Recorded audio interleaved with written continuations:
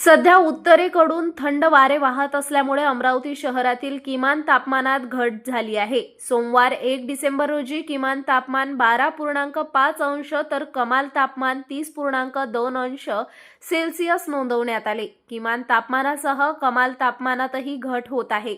सध्या अंशतः ढगाळ वातावरण असून चक्रीवादळ सेनियार सध्या थंडावले आहे।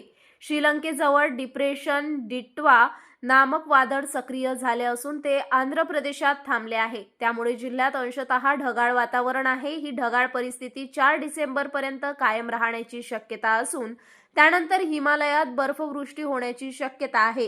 परिणामी जिल्ह्यात पारा 10 अंशाखाली घसरण्याची शक्यता निर्माण झाली आहे। त्यामुळे पुढील काळात अमरावती जिल्ह्यात कडाक्याची थंडी राहणार असल्याचा अंदाज हवामान तज्ज्ञ प्राध्यापक अनिल बंड यांनी वर्तवला। डिसेंबर महिना हा कडाक्याच्या थंडीचा राहण्याची शक्यता असल्याचेही त्यांनी सांगितले।